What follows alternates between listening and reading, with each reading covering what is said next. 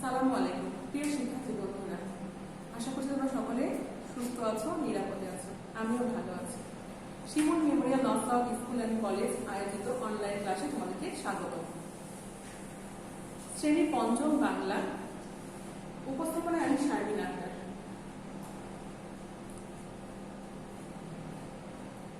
আজকে আমরা তোমাদের সাথে যে অধ্যায় নিয়ে আলোচনা করব তা হচ্ছে মাটির নিচে যেই শহর। তোমরা অধ্যায়টা সম্পর্কে একটু ধারণা হয়তো বাসায় পেয়েছো, তারপরে আমরা আজকে বিস্তারিত আলোচনা করব।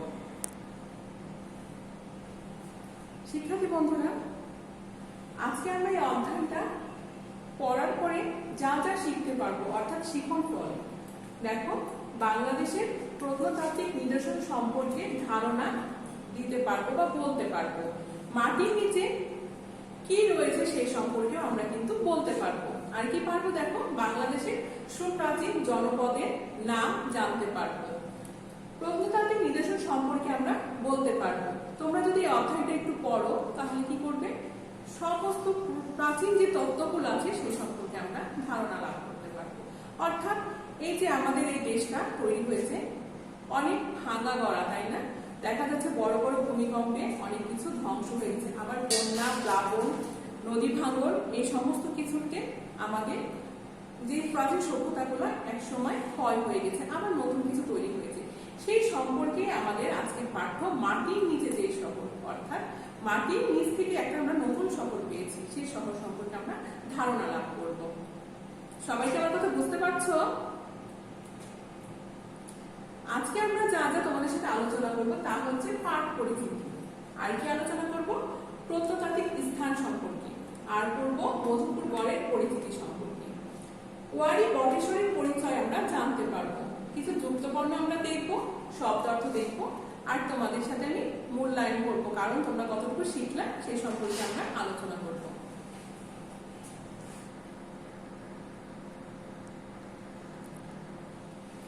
শিক্ষার্থী বন্ধুরা, তোমরা কি ছবি লক্ষ্য করছো?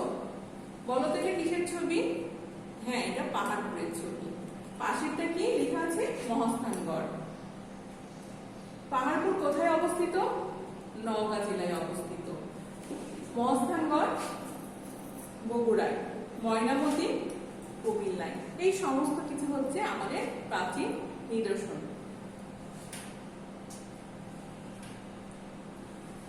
শিক্ষার্থী বন্ধুরা, দেখো তো, মধুপুর গড়ের পরিচয়টা আমরা একটু জেনে নিই। কুমিল্লার লালমাই আর বরেন্দ্র অঞ্চলের দিনাজপুর, নওগাঁ, পাহাড়পুর এবং মহাস্থানগড়ের মতো মধুপুর গড় থেকে টাঙ্গাইল, গাজীপুর, নরসিংদীর অধিকাংশ ভূমির গঠন একই রকম, যা আমরা কি নামে পরিচয় দিতে পারি? মধুপুর গড় নামে। অর্থাৎ মধুপুর গড় নওগাঁ, পাহাড়পুর এবং মহাস্থানগড়ের মতনই একটা নিদর্শন। এখন আমরা জানবো ওয়ারী বটেশ্বরের পরিচয় সম্পর্কে। শিক্ষার্থী বন্ধুরা, তোমাদের সাথে আমরা একটু আগে আলোচনা করলাম যে আমাদের এই সভ্যতাটা অনেকটা বিবর্তন হয়েছে, অর্থাৎ প্লাবন, নদী ভাঙন, ভূমিকম্প, এই সমস্ত কিছু প্লাবন হওয়ার পরে আমরা আস্তে আস্তে ক্ষয়প্রাপ্ত হয়েছে এবং নতুন করে আমাদের সভ্যতাগুলো গড়ে উঠেছে। এই ওয়ারী বটেশ্বর ঠিক সেই রকমই একটা সভ্যতা, যাকে বলা হচ্ছে ওয়ারী বটেশ্বর ঢাকা থেকে 70 কিলোমিটার পূর্বে। আমি আবারও বলছি, 70 কিলোমিটার উত্তর পূর্বে নরসিংদী, বেলাবো ও শিবপুর উপজেলায় অবস্থিত। এই ওয়ারী বটেশ্বরে যখন খনন করা হয়, ওয়ারী বটেশ্বর আসলে দুটা গ্রাম, পাশাপাশি দুইটা গ্রাম, এই দুইটা গ্রাম মিলিয়ে একটা সভ্যতা গড়ে উঠেছে, যা আমরা বলছি ওয়ারী বটেশ্বর নামে পরিচিত। এখানে 1933 খ্রিস্টাব্দে ওয়ারী গ্রামে কিছু শ্রমিকরা মাটি খনন করছিল। মাটি খনন করার পরে কিছু মুদ্রা সংগ্রহ করে, যা মোহাম্মদ হানিফ পাঠান, স্কুল শিক্ষক, তিনি তার ছেলে হাবিবুল্লাহ পাঠানকে কিছুটা ধারণা দিয়েছিলেন এবং তার ছেলে আস্তে আস্তে মুদ্রাগুলো সংগ্রহ করে এবং জাদুঘরে সংরক্ষণ করে রাখে। এই ওয়ারী বটেশ্বরে কিছু ত্রিকোণাকার এবং একচোখামুখী ভারী লৌহপিণ্ড পাওয়া গেছে।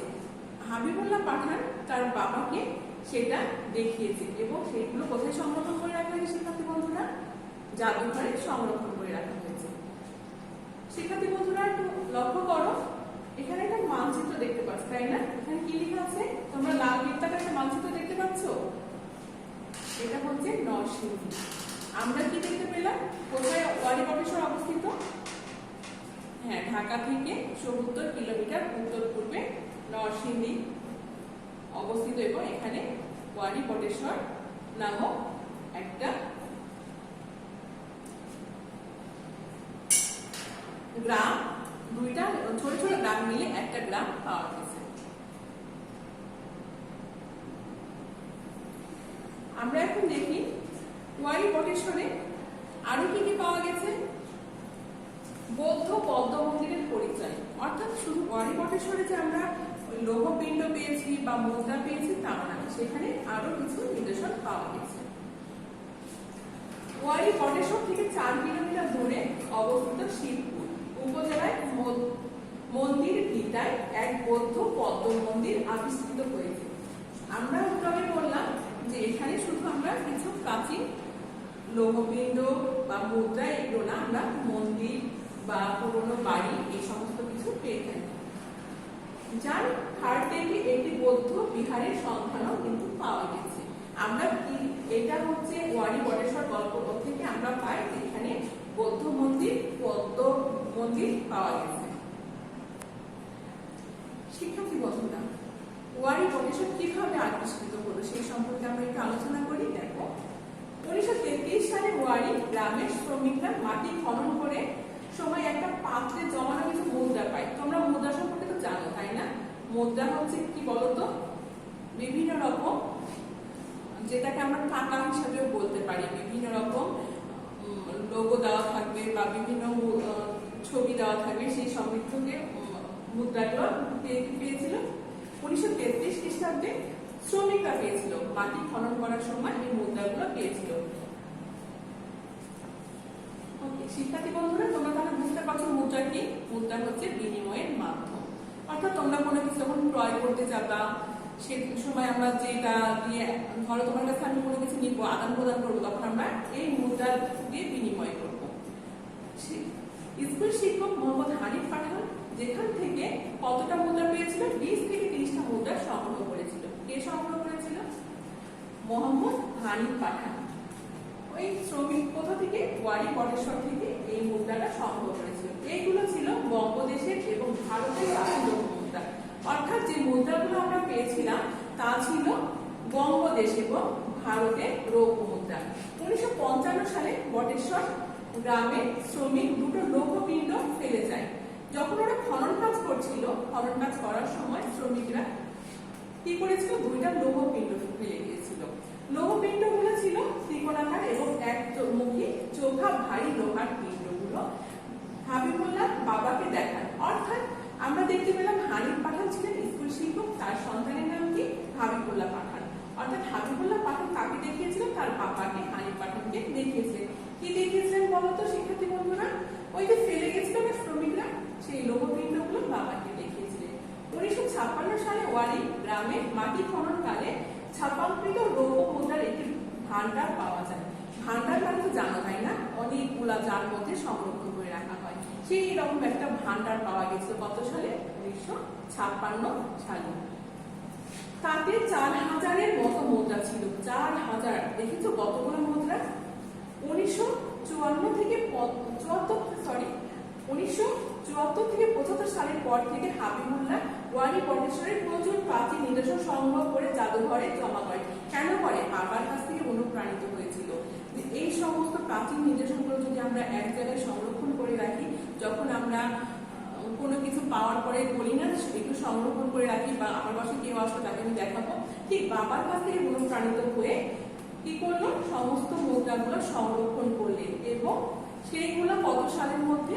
1974 থেকে 75 সালের মধ্যে এইগুলো সংগ্রহ করে জাদুঘরে জমা দিলেন। দেখো, জাদুঘরে আমরা যাই না মাঝে মধ্যে, জাদুঘরে গেলে কি করি? আমরা দেখি অনেক প্রাচীন প্রাচীন জিনিস দেখতে পাই। এইগুলো ঠিক সেরকম ভাবে সংরক্ষণ করে দেখানো। তুমি একটা অনেক বহু প্রাচীনতম জিনিস পেলা, যেটাকে বাবাকে দেখালো বা মাকে দেখালো, তখন বলবে বাবারা যে হ্যাঁ এটা খুলে রাখো, কেউ আসলে তাকে দেখিও। ঠিক তার মধ্যে ওই রকম একটা ধারণা আসছিল। এগুলো যদি আমরা এক জায়গায় সংরক্ষণ করে রাখি, তাহলে তা আমরা পরবর্তীতে দেখতে পাবো। আর জাদুঘর হচ্ছে ঠিক সেই রকম জায়গা যেখানে আমরা প্রাচীনতম জিনিসগুলো দেখতে পাই। অনেক পরে অর্থাৎ 2000 সালে জাহাঙ্গীরনগর বিশ্ববিদ্যালয়ের প্রত্নতত্ত্ব বিভাগের অধ্যাপক সুফি মুস্তাফিজুর রহমানের নেতৃত্বে কি করলো, খনন কাজ শুরু করলো। অর্থাৎ জাহাঙ্গীরনগর বিশ্ববিদ্যালয়ের প্রত্নতত্ত্ব বিভাগ অর্থাৎ প্রাচীন তত্ত্ব, প্রাচীন জিনিসপত্র নিয়ে যে তত্ত্ব আলোচনা করে তাই হচ্ছে প্রত্নতত্ত্ব। আর প্রত্নতত্ত্ব বিভাগের অধ্যাপক তার ছাত্রদের নিয়ে কি করলেন, এই যে পুরোনো জিনিসগুলো আবিষ্কার করা, অর্থাৎ আমরা যা অনেক বহু বছর আগে ফেলে এসেছি সেই সমস্ত জিনিসগুলোকে আস্তে আস্তে সংরক্ষণ করার জন্য কাজ করতে শুরু করলেন। যার নেতৃত্বে কি করলো, ওই ওয়ারী বটেশ্বরী খনন কাজ শুরু করলো। কার নেতৃত্বে শুরু হলো বলতো, অধ্যাপক সুফি মুস্তাফিজুর রহমানের নেতৃত্বে আমরা এই খননটা করা শুরু করলাম। এই আস্তে আস্তে আমরা কি করছি, এখান থেকে আমরা এই যে ওয়ারী বটেশ্বরের অবস্থানটা কিন্তু বুঝতে পারলাম যে ওয়ারী বটেশ্বর আসলে ছোট ছোট দুটা গ্রাম। আর এখানে আমরা বিভিন্ন রকম প্রাচীন নিদর্শন পেয়েছি। তার মধ্যে আমরা কি কি পেলাম, মুদ্রা পেলাম, লৌহপিণ্ড পেলাম, মন্দির পেলাম, বা আমরা এখানে কিছু প্রাচীন ভিটা পেলাম। এই সমস্ত নিয়ে কিন্তু ক্রমে ক্রমে আমাদের কি হলো, একটা এলাকা তৈরি হয়ে গেল। যে এলাকাটা কি করছে, নিদর্শন অর্থাৎ চিহ্ন হিসাবে আমাদের সামনে ফুটিয়ে উঠাচ্ছে। নিদর্শন হচ্ছে কোনো কিছু চিহ্ন। ঠিক ওয়ারী বটেশ্বর হচ্ছে আমাদের প্রাচীনতম নিদর্শনের একটা অংশ। শিক্ষার্থী বন্ধুরা, আমরা যে অধ্যায়টা পড়লাম মাটির নিচে যে শহর, সেখানে আমরা কিছু নতুন নতুন শব্দ দেখতে পাই। শব্দের অর্থগুলো আমরা একটু জেনে নিই। দেখো, মূল শব্দ প্রত্নতাত্ত্বিক। প্রত্নতাত্ত্বিক অর্থ কি? প্রত্ন শব্দের অর্থ হচ্ছে অতি প্রাচীন। আমরা দেখলাম যে অনেক অনেক পুরনো জিনিস সম্পর্কে আলোচনা করা হয়, তাই আমরা বলতে পারি প্রত্নতত্ত্ব অর্থ হচ্ছে, প্রত্ন শব্দের অর্থ হচ্ছে অতি প্রাচীন। এই সম্পর্কে যে তথ্য আলোচনা করে তাই হচ্ছে প্রত্নতত্ত্ব। উপত্যকা, দুই উঁচু স্থান, পাহাড় এবং পর্বতের মাঝখানে সমতল ভূমি বা নিচের ভূমি অথবা পাহাড় পর্বতের পাশে ভূমি। জনপদ, তোমরা তো সবাই জানো তাই না, জনপদ মানে কি? জনপদ মানে হচ্ছে যেখানে অনেকগুলা মানুষ একসাথে বসবাস করে, লোকালয় যাকে আমরা বলি। অভিভূত হচ্ছে ভাবাবিষ্ট বা আচ্ছন্ন হয়ে পড়া। তোমরা কোনো কিছু দেখে দেখা যাচ্ছে অনেক সুন্দর একটা জিনিস দেখলা, একটা ভাবাচ্ছন্ন তোমার মধ্যে অনুভব আসলো, তাই বলা হচ্ছে অভিভূত। অর্থাৎ তুমি একটা পুরোনো জাদুঘরে গেলাম, পুরোনো একটা মুদ্রা দেখলাম বা পুরোনো একটা নিদর্শন দেখলাম, যা দেখে তুমি অভিভূত হয়ে যাবা। ঐতিহাসিক, যারা ইতিহাস লেখেন বা ভালোভাবে জানেন। আমি আবারও বলছি, ঐতিহাসিক, যারা ইতিহাস লেখেন বা ভালো জানেন। তাহলে তোমরা শব্দার্থগুলো বাসায় একটু চর্চা করবে, তাহলে আমরা নতুন নতুন শব্দের অর্থ কেউ যদি আমাদেরকে জিজ্ঞাসা করে আমরা বলতে পারবো। শিক্ষার্থী বন্ধুরা, তোমরা এতক্ষণ মাটির নিচে যে শহর আলোচনা করলে, আমি এখন তোমাদেরকে কিছু প্রশ্ন দিচ্ছি। দেখো, প্রশ্নগুলো তোমরা বাসায় চর্চা করবে। একটি প্রত্নতাত্ত্বিক স্থানের নিদর্শনগুলো কিভাবে সংরক্ষণ করা যায় সেই সম্পর্কে তোমরা লিখবে। বাংলাদেশের দুটি প্রত্নতাত্ত্বিক স্থানের নাম লিখবে। তোমরা ইতিমধ্যে জেনে গেছো তাই না, অনেকগুলো প্রত্নতাত্ত্বিক স্থানের নাম, তোমরা এগুলো বাসায় লিখবে। শিক্ষার্থী বন্ধুরা, আগামী দিন তোমাদের টপ ক্লাস নেওয়া হবে। পড়াটা তোমরা দেখে নাও। নোটে 1, 2, 5, 7 এবং রচনা নায়াগ্রা জলপ্রপাত, ভূমিকা করবে, অবস্থান এবং পরিস্থিতি করবে। সবাই সুস্থ থাকো, ভালো থাকো। সবাইকে ধন্যবাদ। সালাম আলাইকুম।